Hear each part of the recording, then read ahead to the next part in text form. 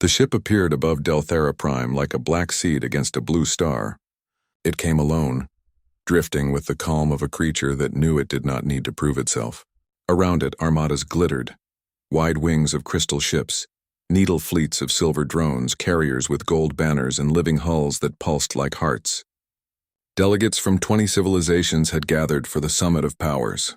They had come to speak, to show, to warn, and the humans, newest of them all, had sent only one ship. People asked why. They asked in 100 languages and 100 tones. Some asked with mockery. Some asked with worry. Some asked with the quiet breath of fear. Why a single ship?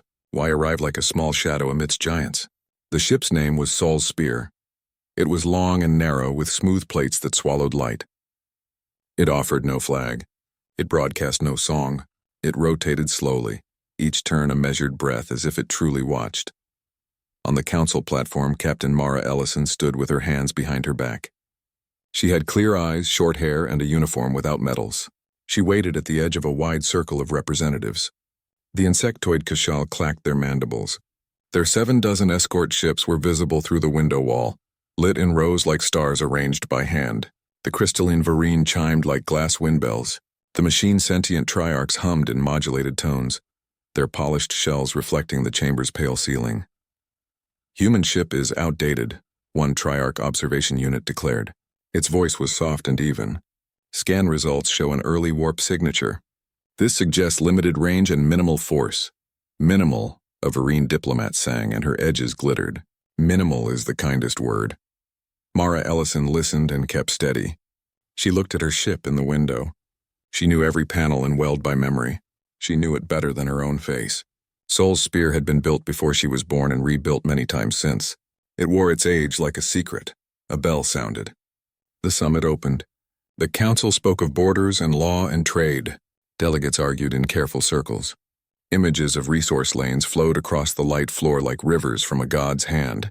Ships moved in silent models above the table. The Kashal displayed 17 war victories in one breath. The Varine showed a cure for iron lung. The Triarchs promised a neutral defense grid that would sweep whole orbits clean of conflict. No one asked the humans to speak. Not yet. Outside, Sol's Spear curved on station. The local moons rose in pale arcs.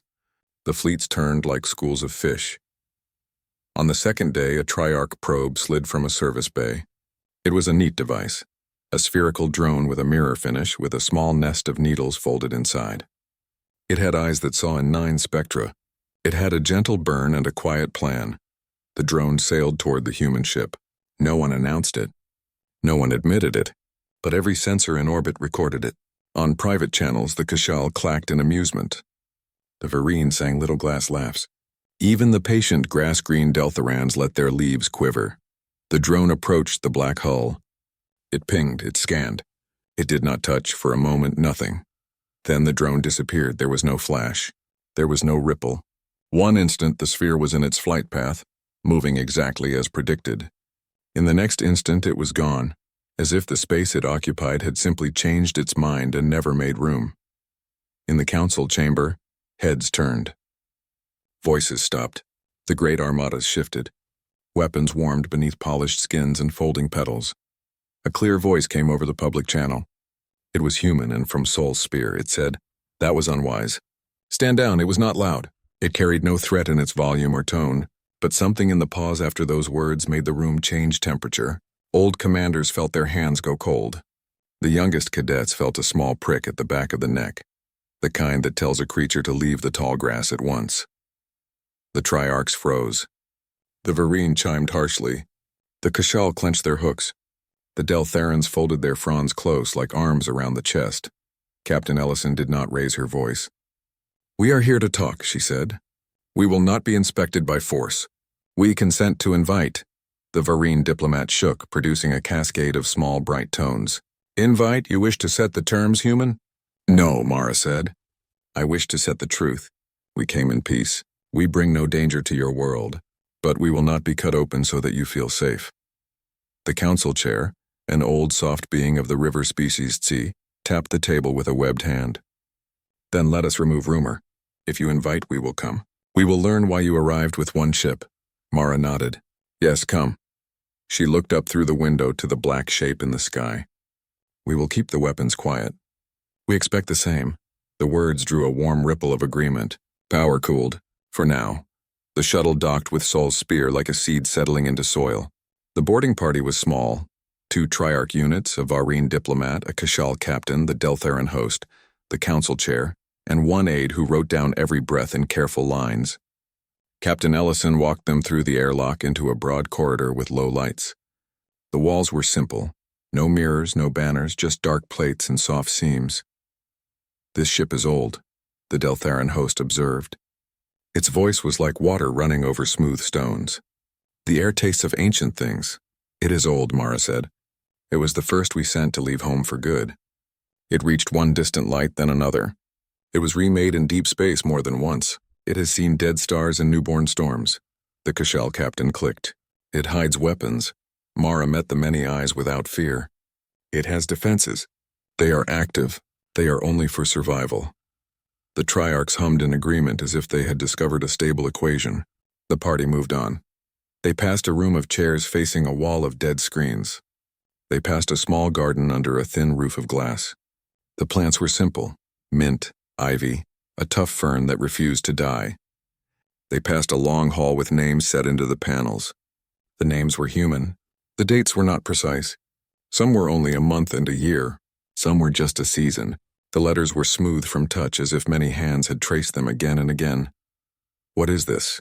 The council chair asked quietly. Mara put her fingers to the panel near her shoulder height. This is the memory hall. These are the people who served on this ship. Some went home. Some did not. Some never existed as you see them now. The Varine sang a single low tone, confused. Never existed.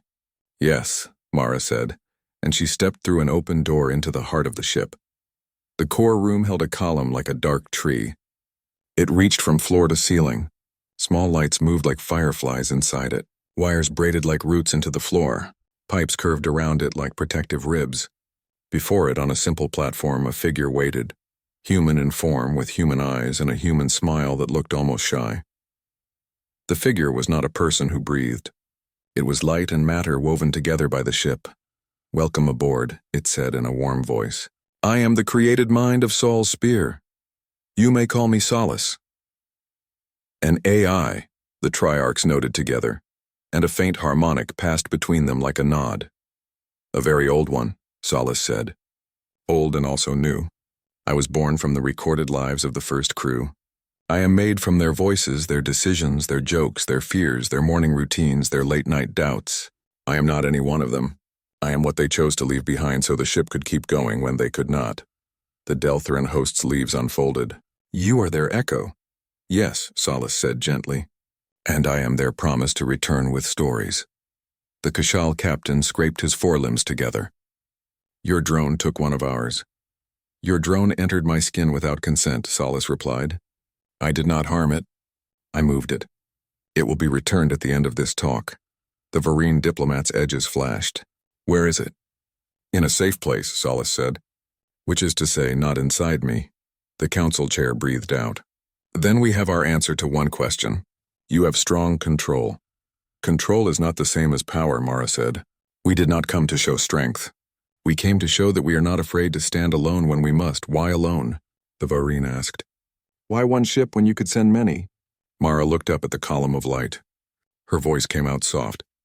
Because one carries weight. Because one cannot hide in the crowd. Because one tells the truth. She walked to a wall and touched a small plate. It opened with a sigh. Inside were old objects. A paper photograph of Earth seen from orbit. A patch with a sun stitched in yellow thread. A child's drawing of a ship with a happy face at the front. She held the photograph in both hands.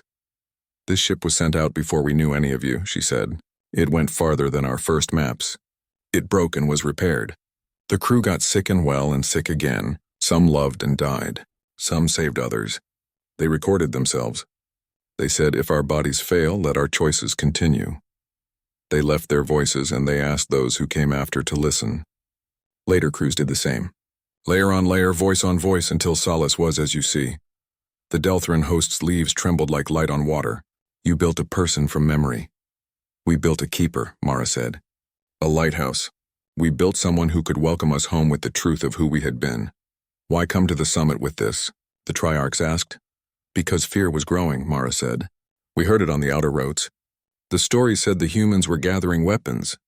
The story said we meant to expand with a loud voice. We brought the quiet one instead. We brought our